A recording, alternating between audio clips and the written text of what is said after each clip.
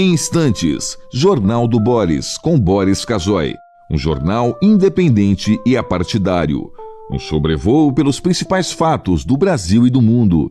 Política, economia, cultura e esporte todas as manhãs. O Jornal do Boris começa daqui a pouco, às 8 horas. Enquanto isso, você que assiste pelo YouTube, não deixe de se inscrever no canal. Deixe seu like nos vídeos, seus comentários e lembre-se de ativar o sininho para ser notificado sempre que postarmos um novo vídeo, com as análises precisas de Boris Casoy sobre os temas mais importantes do noticiário. Para você que acompanha pelo Facebook, curta a página oficial e deixe seus amigos bem informados, compartilhando sempre nosso conteúdo diário.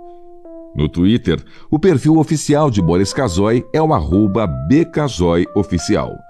O Jornal do Boris começa já, às 8 em ponto. Você está convidado também a seguir o perfil oficial no Instagram, buscando por @Jornal do Boris Verdade. Lá você encontra fotos raras, objetos antigos da coleção particular de Boris Casoy e fica por dentro do cotidiano deste jornalista com mais de 60 anos de carreira.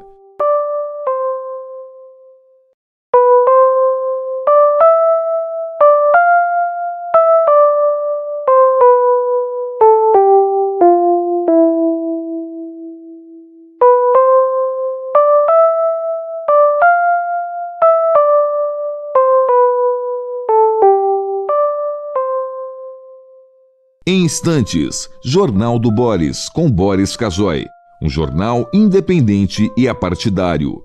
Um sobrevoo pelos principais fatos do Brasil e do mundo. Política, economia, cultura e esporte todas as manhãs. O Jornal do Boris começa daqui a pouco, às 8 horas.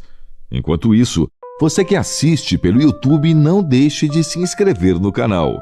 Deixe seu like nos vídeos, seus comentários e lembre-se de ativar o sininho para ser notificado sempre que postarmos um novo vídeo, com as análises precisas de Boris Casoy sobre os temas mais importantes do noticiário. Para você que acompanha pelo Facebook, curta a página oficial e deixe seus amigos bem informados, compartilhando sempre nosso conteúdo diário.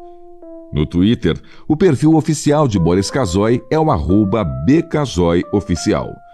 O Jornal do Boris começa já, às 8 em ponto.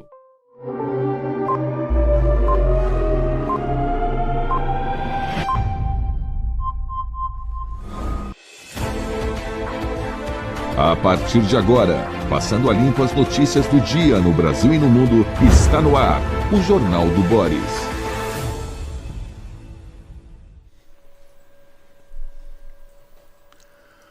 Bom dia, muito bom dia, está no ar o Jornal do Boris. O Jornal do Boris é um sobrevoo pelos principais acontecimentos do Brasil e do mundo a partir das primeiras páginas dos jornais. As primeiras páginas dos jornais brasileiros e, por que não dizer, de vários países do mundo, estão focando as suas atenções na COP30, que oficialmente começa na segunda-feira, mas de fato já começou durante esta semana.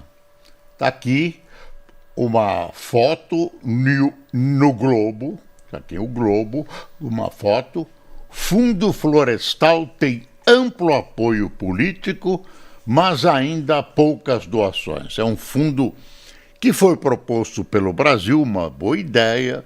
Você preserva a floresta, você precisa de dinheiro para essa preservação, você cria um fundo internacional de países que advogam essa manutenção de pé da floresta, você gestiona esse fundo, né, com cuidado para não ter algum problema, e você custeia e você é compensado pela manutenção da floresta. O Brasil lançou a ideia, todo mundo respondeu com muito entusiasmo, mas na hora de dar a grana, eis que surgiu o problema. Está aqui, Fundo Florestal tem amplo apoio político, mas ainda poucas doações. Lula abre cúpula com defesa de energia limpa e passa o chapéu entre chefes de Estado. No primeiro dia, apenas 4 países contribuíram. O Brasil já reduziu a verba pretendida, né? E, assim mesmo, não foi alcançada a verba desejada pelo Brasil.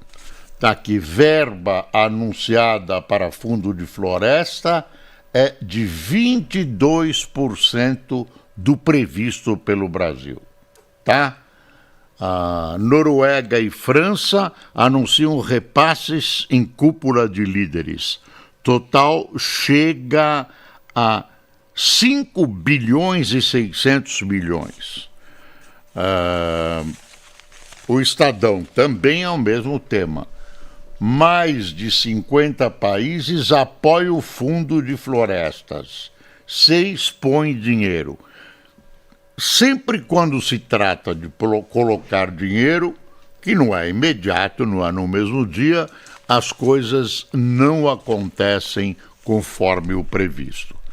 Foram arrecadados 5,6 bi, a maior parte vinda da Noruega. Então, por enquanto, eu não vou dizer que é um fracasso, mas por enquanto a resposta não é a que o governo brasileiro imaginava. Olha, o valor, né, também trata dessa questão.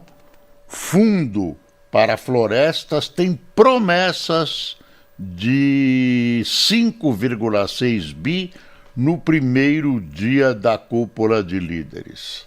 Aqui está o futuro rei da Inglaterra, como é que é? O premier britânico Carl Starmer, o presidente Lula e o príncipe William posam para fotos na cúpula de chefes de Estado que precede a COP30. O príncipe está aí. Claro que ele não veio à toa, né? Não veio fazer turismo, ele está a trabalho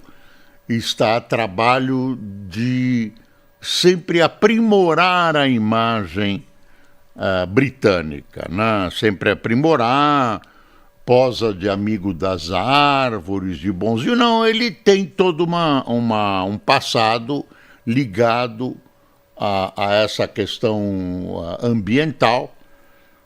Enfim, o que o rei da Inglaterra vai apoiar ou deixar de apoiar? Ele não tem mando nenhum na Inglaterra, ele é um símbolo, mas essa empreitada de apoiar o meio ambiental, a floresta, pega bem, né?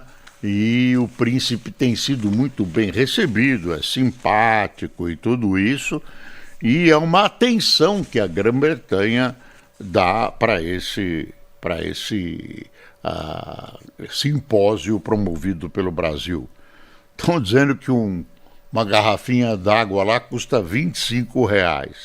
Claro que não foi bem organizado. Ontem a Globo, no Jornal Nacional, mostrou recintos onde vão acontecer as reuniões, etc., vi recintos muito bonitos, muito bem planejados, mas ainda não estão prontos. Ainda tem sexta, sábado, hoje, né, sábado e domingo, para começar segunda-feira. O repórter mostrou a área britânica lá, tinha um operário lá mexendo com as madeiras. Ainda tá por completar.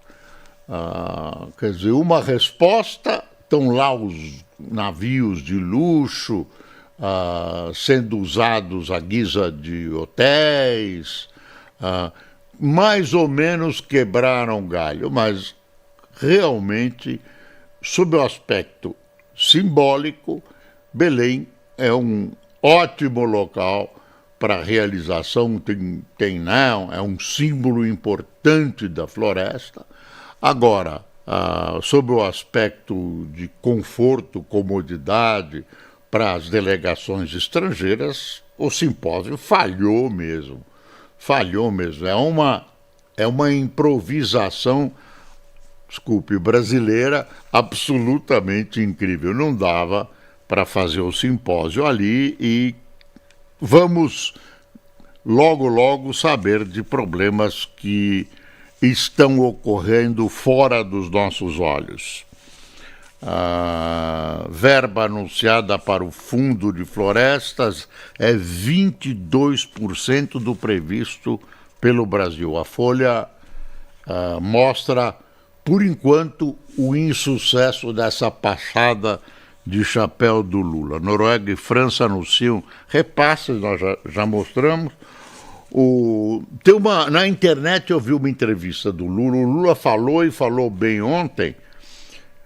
Bem, quer dizer, ele se equilibra. Ele tem que propagandear o não uso, o abandono do uso de combustíveis fósseis, que é um dos objetivos, né, para redução da temperatura da terra e tal, mas o Brasil, o governo brasileiro, tem uma política de exploração na foz da Amazônia, de exploração de petróleo. Não esconde de ninguém, ele fez força, então ficou uma situação meio difícil. Ele fez um discurso ambíguo sob esse aspecto, andando na corda bamba. Aí, na internet, tem uma entrevista, ele com uma repórter em inglês, e ela pergunta, né? Estão os dois sentados, frente a frente, tem uma mesa os separando, e ela pergunta, olha, o senhor tem falado a favor do meio ambiente e tal, mas ao mesmo tempo, presidente, o senhor está apoiando, o seu governo quer a exploração de petróleo na bacia amazônica. E aí o presidente chega a ser humorística a entrevista de um assunto tão sério, ele balança, né? O Lula, que tem certeza de tudo, dá uma bela balançada. É interessante ver, eu recomendo. E aí ele, depois de titubear, ele responde, olha, é preciso observar as necessidades de cada país. Cada caso é um caso e tal. Eu não vi a entrevista inteira, não deu tempo, eu achei ela um pouco antes do jornal entrar no ar, mas vou ver. Mas a primeira pergunta é essa, né? E a repórter é dura. E explora essa dubiedade, né?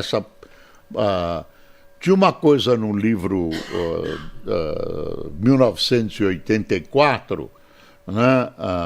Que era uma coisa chamada duplo pensar. A pessoa podia pensar em dois sentidos, e isso obriga o Lula a duplo pensar. Ele pensa a favor do meio ambiente e também pensa a favor da exploração de petróleo. Realmente é difícil estar no lugar dele, você sabendo que tem petróleo no país, você não acredita que o problema energético vai ser resolvido rapidamente sem petróleo, que a transição é difícil, então você acaba titubeando mesmo. Eu não estou fazendo a defesa do Lula, eu estou tentando explicar qual é a situação dele.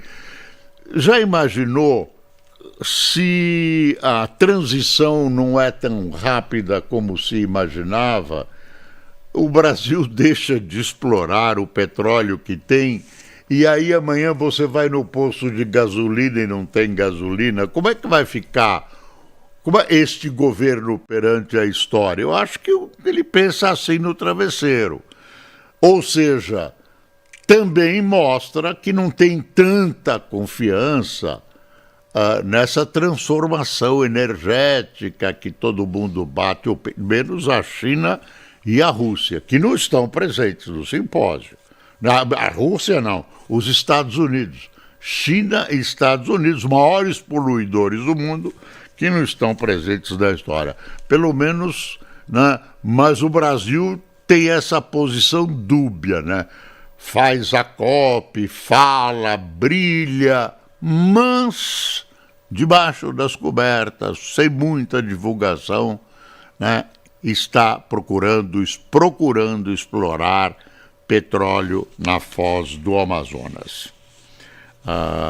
Bom, vamos ver como é que vai caminhar essa COP30, né, se vai ter algum resultado. Tem gente que acha que vai, tem gente que acha que vai dar com os burros na água, que não vai funcionar, que é uma manifestação de serviço de alto-falantes, gritando alto, sem efeitos positivos. Em todo caso, tem que aguardar. Na semana que vem a gente vai acompanhando. Na primeira página do Globo aqui, dá uma espiada nessa notícia. Distribuidora de energia relata ameaça do Comando Vermelho em Belém. Em ofício ao governo e à Polícia Federal, a Verene afirmou ter recebido ameaça da facção para suspender a atividade de uma subestação na Grande Belém. É o Comando Vermelho assumindo o controle do que pode assumir.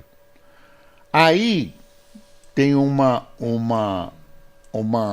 declaração do Mário Sarrubro, que é o secretário nacional de Segurança Pública. Então, dá uma espiada. O secretário nacional de Segurança diz que enquadrar facções como terrorismo não resolve e é incoerência da oposição, e analisa a situação federal e estadual no Rio. Tudo bem, eu pergunto para os responsáveis por essa área, que conduzem um fracasso de anos, uma catástrofe, que é a segurança pública no Brasil. Eles sempre têm uma explicação. Eu pergunto assim, como é que vai fazer para desalojar esse pessoal das áreas geográficas que eles dominaram? Vão oferecer dinheiro para eles? Vão promover cerimônias religiosas? Eles de repente vão ficar bonzinhos? É um problema. Vai morrer gente. Aliás, ontem teve um caso na Bahia, que é governada pelo PT, com mortes. Um desalojamento geográfico com mortes. Falando em morte, você deve ter acompanhado, tem uma história muito terrível acontecida ontem. Está aí discretamente na primeira página do Estadão, dizendo assim: fundador do PT e ex-deputado Paulo Frateschi é morto pelo filho a facadas. Polícia Militar informou que o ex-parlamentar foi atingido na cabeça e no braço em casa na Lapa e o agressor estava em surto. O filho dele tem 34 anos, conta-se que ele estava em São Paulo por um tratamento, para uma consulta psiquiátrica. Claro, ele tem problemas psiquiátricos, teve um surto e matou o pai a facadas. É uma história, a mãe está ferida, internada, é uma história trágica, né? Um fato muito grave. Eu não sei se vale como lição, alguém disse, tem que cuidar bem. É uma coisa complicada, inesperada, né?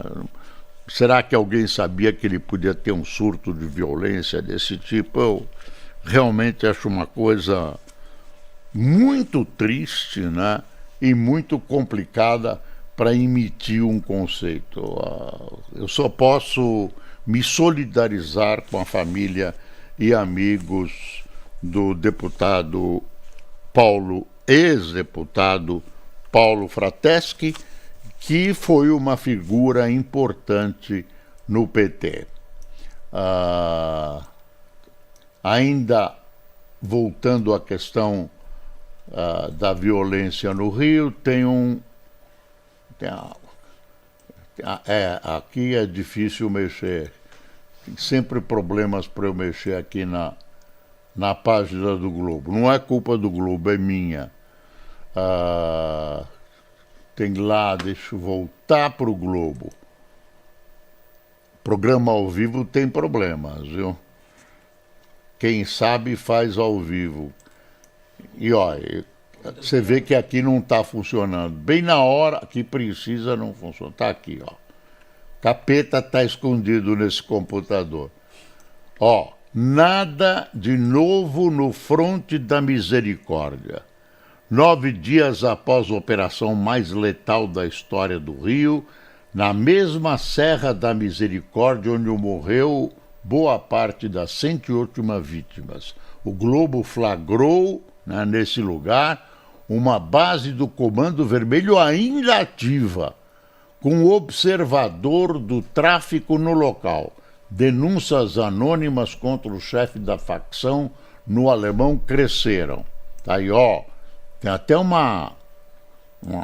construíram aqui uma proteção para os olheiros do comando. É bom lembrar que essas pessoas que morreram, esse combate todo, é com os soldadinhos lá do tráfico, porque as grandes figuras se protegem em Miami, na Côte d'Azur, né, em outros locais, no Leblon, Jardim América, enfim.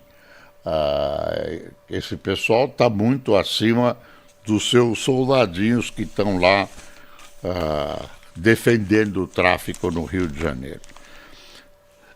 Tem 2 editoriais do Globo, não deu tempo para a gente mencionar ontem, que eu quero analisar com você rapidamente e deixar para você pensar. Olha, sobre a vitória muito comemorada pelas esquerdas de um muçulmano em Nova York, para prefeito. Ganhou um muçulmano jovem com muita promessa, muita promessa.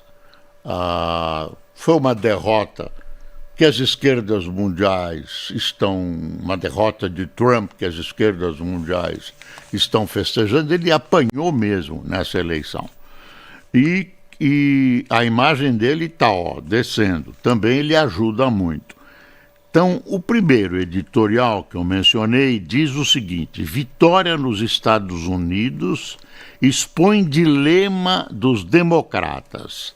Aí está a pedra angular. Seria uma lástima se, para derrotar o populismo de direita, os americanos abraçassem o populismo de esquerda. É exatamente esse o perigo que Nova York corre, porque as promessas feitas pelo candidato vencedor, cujo nome eu esqueço toda hora, mas eu vou acostumar, que é o Zohran Mamdani. As promessas dele não têm apoio nem legal e muito menos apoio financeiro. Então, podemos ter saído de uma fase de populismo de direita e caído numa fase de populismo de esquerda. Se você me perguntar qual é o pior, eu diria que são os dois, viu? Aí o editorial termina assim: num ambiente polarizado em que todos querem a vitória a qualquer preço, seria uma lástima se as propostas radicais ganhassem espaço e se, para escapar do populismo de direita de Trump, os americanos se vissem obrigados a abraçar o populismo de esquerda defendido por Mandani e sua turma. Pra gente pensar, viu? Pra gente pensar. Outra coisa que o Globo adverte, que é a licença paternidade. Você vai ver que tem artigos na imprensa dizendo: olha, foi muito bom porque o governo acaba fazendo uma concessão, né? Porque concede, abre mão de receber uma bela quantia em impostos, mas taxa as grandes fortunas e aí consegue, essa é a ideia, né? Aumenta o imposto dos mais ricos e diminui dos menos ricos. Mas o Globo faz uma advertência também que eu ponho na sua cabeça.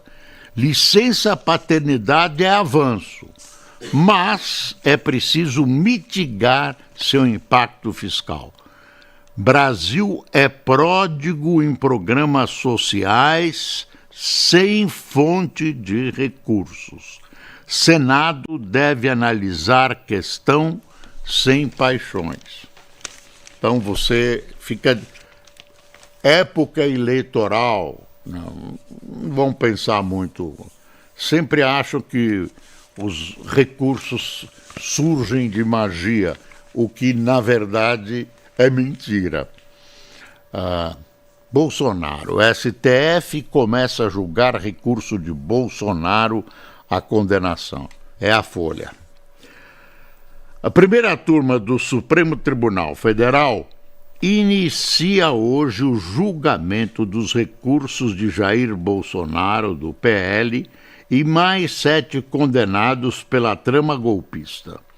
Em plenário virtual, o primeiro voto será do relator Alexandre de Moraes. Desculpe, plenário virtual, julgando um ex-presidente da República, julgando um recurso do ex-presidente da República. Desculpe, isso é uma vergonha. Plenário virtual. Os demais ministros têm até dia 14, mas a expectativa é que votos ocorram antes. Outros recursos ainda deverão ser apresentados antes da possível prisão do ex-presidente.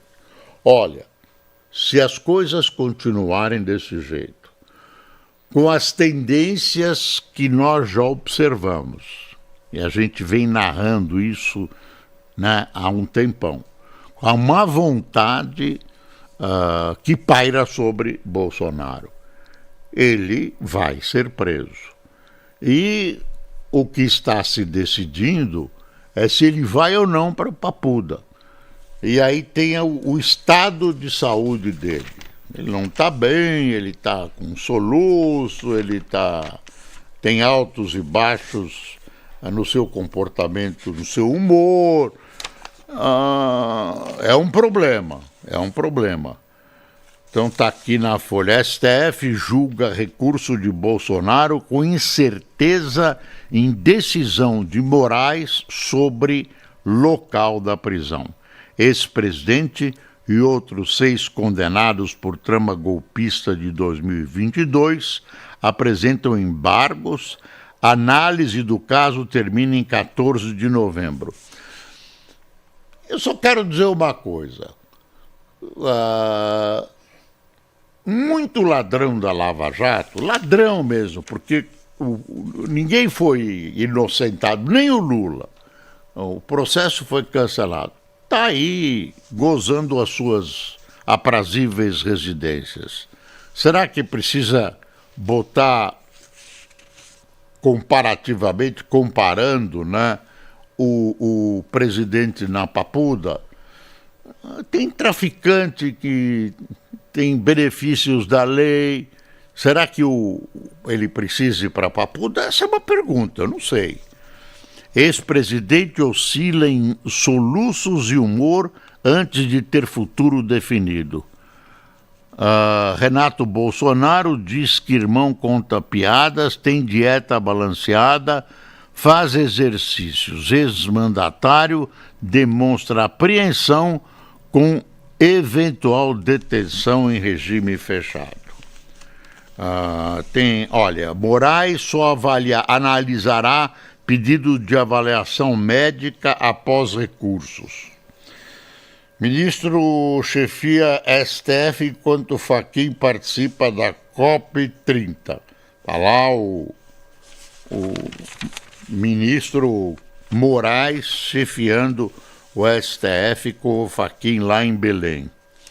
Advogado do clã Bolsonaro acumula poder na cidade onde abrigou Queiroz. É a vida do advogado o Vacef, lembra dele? Em Atibaia, ele é influente em Atibaia. Com redução de penas empacada, a PL quer retomar pressão por anistia. Estou dando para você um quadro do que está acontecendo, onde, na minha opinião, o pessoal bolsonarista está perdendo posições. Governadores de oposição usam a operação no Rio de Janeiro para desgastar Lula na segurança. Realmente, a posição do Lula é essa posição que ele deixou escapar, né? Corrigiu depois, é verdade. Os usuários é que prejudicam os coitados dos traficantes, que são vítimas, eu estou inventando, melhorando, que são vítimas da sociedade e tal e tal. CPI aprova pedido de acariação entre careca do INSS e advogado. Olha, precisa acompanhar bem o INSS quando a coisa se aproxima da política. Há pressões para abrandar o calor dessa CPI. Há pressões, os seus membros denunciam. Querem acabar com a CPI do INSS, não querem chegar aos grandes e verdadeiros ladrões da população brasileira, da população mais carente, mais necessitada brasileira, que foi roubada e explorada por esse pessoal. Quem tomou cafezinho conosco hoje? Messias Silva, Ricardo Hering, Érico Leal, Valdeci Cruz, Giancarlo Santos, Maria Ordália, Gabriel Manara, Clóvis da Silva, Suzy Célia, Márcio Oliveira, Marisa Nunes, Wally Nunes, Hélio Dinara, Neuzeli Romão, Douglas Tadeu de Londrina, Nivaldo Barros da Vila Velha, Djalma e Aldeci de Vitória e José Vasconcelos de Viçosa, no Ceará. Me lembra o humorista, saudoso humorista, José Vasconcelos. Pessoal, muito obrigado. Tenham um bom fim de semana. Tem uma tempestade se aproximando do sul e do sudeste. Tome cuidado, porque tem um tom alarmista nessas. E às vezes é bom para a gente tomar cuidado. E espero estar com você na segunda-feira em todas as nossas plataformas. E lembre-se, é preciso passar o Brasil a limpo. Bom dia.